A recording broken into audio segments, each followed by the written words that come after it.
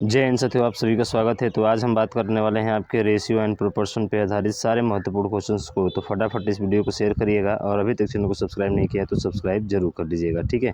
आज भैया देखने वाले हैं अद्भुत ट्रिक्स, ठीक है।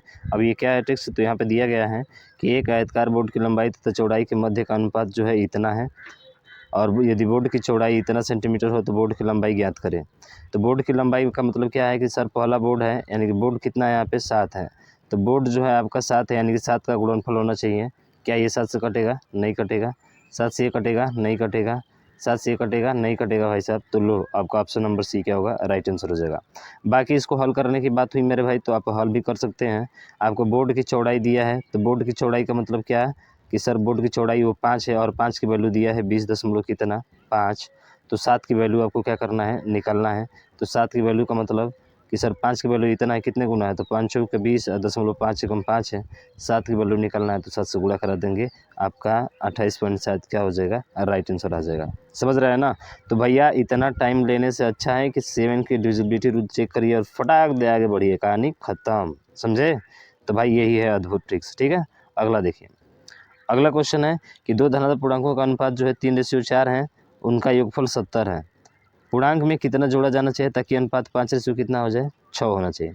तो अब इसका मतलब है कि 3:4 है और भैया इनका योग जो है ना वो किसके बराबर है? 70 के बराबर है। तो 3 और 4 कितना होता है? 7। 7 बराबर 70 के हैं, तो एक बराबर किसका हो जाएगा? आप कहेंगे सर 10 का होगा, यानी कि ऊपर 30 हो जाएगा और नीचे कितना हो जाएगा मेरे भाई? 40, क्योंकि 10 से गुणा करेंगे ना। जो रेशियो में होता है वो झूठा वैल्यू होता है, सच्ची वैल्यू क्या होती है? जो निकालने के बाद से गुणा कराते हैं वही होता है। अब 30 में कितना जोड़ा जाए कि 5 बन जाए भाई? तो आप कहेंगे सर 30 में अगर हम 20 को उठा के पटक देते हैं यहाँ पे, यानी कि 20 को जोड़ देते हैं तो 30 20 50, तो नीचे भी जोड़ना पड़ेगा 20। तो देखिए 20 और 30 50 और 40 20 60, यानी कि 5/6 आपका क्या हो जाएगा? जो रेशियो पूछा था मेरे भाई वो आपका रेशियो बन जाएगा यहाँ पे, और बना बनाया दिख रहा है। दिख रहा है कि नहीं? 5:6। और यहाँ पर भी कितना है मेरे भाई? 5:6, यानी कि 20 क्या करना पड़ेगा? जोड़ना पड़ेगा। तो वैसे थोड़े हल करेंगे यार, जो सब कोई हल करता है वैसा वैसे नहीं करना है। थोड़ा सा मेथड आपको अलग सोचना है भाई, ठीक है। अलग सोचेंगे तभी आप सभी से अलग हो पाएंगे, ठीक है ना। अगला क्वेश्चन देखिए। मज़ा आ रहा है तो भाई वीडियो को शेयर करिए, ठीक है। बोला है कि दो संख्याओं का अनुपात इतना है, प्रत्येक संख्या में 10 की वृद्धि की जाएगी। चलिए मेरे भाई 3:5 था और ये 5 कितना था? 7 था। अब इसमें कितने की वृद्धि कर रहा है? तो इसमें 10 की वृद्धि कर रहा है। तो यहाँ पे 10 की वृद्धि कर रहा है, यानी कि 10 इसमें से बढ़ा रहा है। तो पूछ क्या रहा है हमसे? तो देखिए भाई, पहले क्या करना है, इस क्वेश्चन को सॉल्व करने से पहले आपको देखना है कि क्या इन दोनों का अंतर सेम है। तो आप कहेंगे सर 2 का अंतर यहाँ पर भी है और 2 का अंतर यहाँ पर भी है, सेम अंतर है। तो इसका मतलब है कि 2 की वैल्यू दिया है आपको कितना? 10। यही 2 बराबर होता है किसके? 10 के।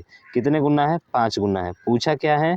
पूछा है हमसे कि सर छोटी संख्या क्या है? तो छोटी संख्या का मतलब कि कौन सी छोटी संख्या? 3 है, और 3 का गुणनफल हो जाए तो 3 का भी कितना गुना हो जाएगा मेरे भैया? 5 गुना हो जाएगा, यानी कि 15 इसका क्या होगा? राइट आंसर हो जाएगा। वैसे भी आप सोच सकते हैं कि 3 का गुणनफल चाहिए तो 8 तो हो ही नहीं सकता है, यही 3 हो सकते हैं, लेकिन इन तीनों में सबसे छोटा देखना है मेरे भाई, तो ये आपका हो जाएगा 15। 12 भी नहीं होगा, ध्यान रखिएगा। 3 5 कितना हो जाएगा? 15 हो जाएगा। अगर बड़ी संख्या पूछेगा तो कितना हो जाएगा? तो अगर बड़ी संख्या पूछेगा तो आपका जो है 25 हो जाएगा, ठीक है। 5 5 25 और 5 3 15। समझ में आ गया ना आपको? बिल्कुल, तो ऐसे ही करना है भाई, ठीक है।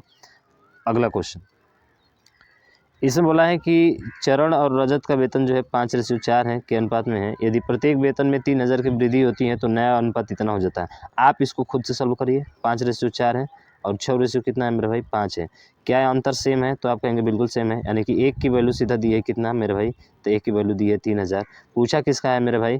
तो पूछा है चरण का वेतन, और चरण का वेतन कितना है? 5 है, यानी कि सीधा इसमें 5 का गुणा करा दीजिए। लीजिए मैं ही बता दिया मेरे भाई, 15,000 इसका राइट आंसर हो जाएगा। बोले तो ऑप्शन नंबर ए आपका राइट हो जाएगा। क्या है तामझाम कुछ नहीं करना भाई, खटाक दे उड़ा दिए ना, सेम यही है।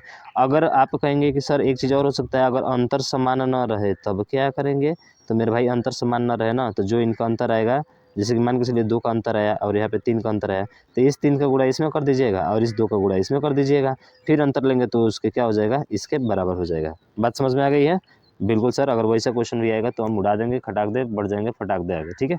अगला, अब इसमें पूछा है कि क्रमागत अनुपात में है तो x का मान ज्ञात कीजिए। तो देखिए मेरे भाई 12 है 12 के बाद से आप जैसे ही एक्स लिखते हैं तो ध्यान रखिएगा एक्स को आपको 2 बार यहाँ पे लिखना पड़ता है, वो समानुपात में हो जाता है, ठीक है। और उसके बाद से फिर इसी चीज़ को दोबारा लिखना होता है दूसरे वाले को ही, ठीक है। और उसके बाद से आप क्या लिखेंगे 48 लिखेंगे। तो ऐसे जानते हैं कि यानी कि एक्स का स्क्वायर हो जाएगा, बाहर का बाहर गुणा अंदर का अंदर होता है, यानी कि सीधा हो जाएगा 12 गुणे 48 और एक्स में एक्स का गुणा करेंगे तो किसके बराबर होगा, तो आप कहेंगे सर ये एक्स स्क्वायर के बराबर हो जाएगा। अरे किसके बराबर होगा भैया, एक्स स्क्वायर के बराबर हो जाएगा, ठीक है। तो इसका मतलब इसका रूट निकालना है सीधा, तो 12 का मतलब 4 गुणे 3 है, 48 का मतलब 16 गुणे 3 है, यही तो है। तो पेयर निकलते हैं तो 3 इसमें से आ जाएगा और 4 का वर्गमूल कितना होता है, देखिए 16 का वर्गमूल कितना होता है, तो 16 का वर्गमूल 4 होता है और इस 4 का वर्गमूल कितना होता है 2 होता है, बस गुणा करा दीजिए। तो 4 तिया 12 दूना कितना हो जाएगा, आप कहेंगे सर 24 इसका राइट आंसर हो जाएगा, जो कि ऑप्शन नंबर ए में है। तो बात समझ में आ गई आपको, तो ऐसे खटाक दे निकाल देना है भाई साहब, समझ रहे हैं ना, कोई दिक्कत नहीं होना चाहिए आपको, ठीक। अगला देखिए, अगला क्वेश्चन ये रहा, ये दिया है तो फिर वही चीज़ें हैं कि बाहर का बाहर गुणा और अंदर का अंदर गुणा। तो हम कह सकते हैं कि 1 गुणे 5/9 हो जाएगा और ये बराबर हो जाएगा 1/18 गुणे 3/5 के, ठीक है। ये ध्यान रखिएगा, बाहर का बाहर गुणा और अंदर का अंदर गुणा।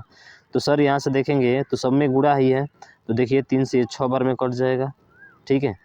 तो 3 से 6 बार में कट जाएगा और यहाँ पे देखेंगे तो इसको हल करेंगे तो देखिए 6 5 कितना हो जाएगा 30 और 30 गुणे 5 यानी कि 150 हो जाएगा ना, और बट्टे 9 है तो 9 आपका रहेगा यहाँ पे। तो ये उल्टा हो जाएगा, एक्स का मान निकालेंगे तो उल्टा हो जाएगा, यानी कि 3 से कटा दीजिए, तितली का 9 और 3 5 15, यानी कि 3/50 इसका क्या होगा, राइट आंसर होगा, जो कि ऑप्शन नंबर बी में है, बाकी और किसी में नहीं। कैलकुलेशन करने आता है ना मेरे भाई, इतना तो सिंपल सा आता होगा सभी को भैया, कोई दिक्कत नहीं होगा। अगर दिक्कत है तो आप कमेंट बॉक्स में ज़रूर बताइएगा, मैं आपको इसका बेसिक भी ला दूंगा, ठीक है। अगला देखिए, अगला प्रश्न है कि एक लड़के के पास 60 रुपया है, जिसमें से 5, 6, 8 के अनुपात में 1 रुपया 50 पैसा और 25 पैसे के सिक्के हैं। यानी कि 5 जो है ना, देखिए 5 जिसमें जो है कह रहा है, जिसमें जो है 5 जो है आपके कितने रुपये हैं, 1-1 रुपये के सिक्के हैं। कितने रुपये के सिक्के हैं, 1 रुपये के 5 सिक्के हैं, ठीक है। उसके बाद से 6 जो सिक्के हैं वो कितने रुपये के हैं, आपको कह रहा है कि 50 पैसे के सिक्के हैं, 50 पैसे का, ठीक है। और जो 8 रुपये के सिक्के हैं मेरे भाई वो कितने हैं, वो है आपके 25 पैसे। कितने हैं, 25 पैसे। तो सबसे पहले आप रुपये पूरा निकालेंगे तो इन दोनों का क्या होगा, आपस में गुणा होगा। अरे 1 रुपया के 5 को सिक्का होगा तो कौ रुपया होगा भैया, तो आप कहेंगे सर 5 रुपया होगा। अगर 50 पैसे के 6 गो सिक्के होंगे तो कितना रुपया होगा, तो 6 5 30 गुणा कराएंगे 300, और 1 रुपये में 100 पैसा होता है, तो 100 से भाग करेंगे तो कितना रुपया हो जाएगा, आप कहेंगे सर 3 रुपया हो जाएगा। ये पूरा रुपया है, क्या है मेरे भाई, ये पूरा रुपया है, ठीक है। और उसके बाद से 8 में 25 को गुणा करेंगे तो 25 और 8 200 होता है, और इसको भी 100 से भाग करेंगे तो कितना रुपया होगा मेरे भाई, 2 रुपया होगा। अरे होगा ना, बिल्कुल। अब 5 3 8 2 10 यही दिया है, कुल रुपया 60 दिया है, कुल रुपया 60 दिया है। हम कह रहे हैं कि कुल रुपया 60 नहीं, अनुपात में 10 है। पूछा किसका वैल्यू है मेरे भाई, तो पूछा है 25 पैसे के सिक्के, और 25 पैसे के सिक्कों की संख्या कितनी है मेरे भाई, 8 है। इसमें 8 से आपको क्या कर देना है, गुणा कर देना है, बस कहानी खत्म। 0 0 कट गया, 8 से कितना आ गया, 48 आ गया। बोलिए बाकी बिहारी लाल की जय। यानी कि ऑप्शन नंबर बी इसका क्या होगा मेरे भाई, राइट आंसर हो जाएगा। बात आपको समझ में आई है, अरे आई है, मज़ा आ रहा है कि नहीं, बिल्कुल सर आ रहा है। अगला देखिए, अगला है कि एक व्यक्ति की आय और व्यय का अनुपात। देखिए मेरे भाई, एक आय है, ठीक है, इनकम है, आय है, और उसके बाद से एक व्यय है, ठीक है। इनका अनुपात 9 कितना दिया है सर, 9 दिया है 5। और उसके बाद से बोल रहा है यदि व्यक्ति की आय 27,000 रुपया है, आय का मतलब ये दिया है वैल्यू आपको 27,000, कितने गुना है, आप कहेंगे सर ये 3,000 गुना है। कितने गुना है मेरे भाई, 3,000 गुना है। लेकिन क्या आपसे व्यय पूछा है, तो कह रहे हैं कि नहीं, तो उसकी बचत राशि कितना है। अरे 9 में से 5 कमा रहा है तो कितना बचा रहा है मेरे भाई, 4 बचा रहा है, और इसी 4 की वैल्यू पूछी है, तो 3,000 में किससे गुणा करा देना है, 4 का। तो बताइए कितना हो जाएगा, आप कहेंगे सर 12,000 हो जाएगा, जो कि ऑप्शन नंबर सी में है। बताइए कितना आसान क्वेश्चन, इजी पूछा है भाई साहब, समझ रहे हैं ना। तो ऐसे क्वेश्चन आसानी से आप कर सकते हैं, कहीं पे कोई दिक्कत नहीं हो रहा होगा, मुझे ऐसा है। और इसको भाई थोड़ा शेयर और करिएगा, अभी तक चैनल सब्सक्राइब नहीं किया तो सब्सक्राइब भी कर लीजिएगा, ठीक है। मिलता है नेक्स्ट वीडियो में नेक्स्ट टॉपिक के साथ, तब तक ले जय हिंद, जय भारत।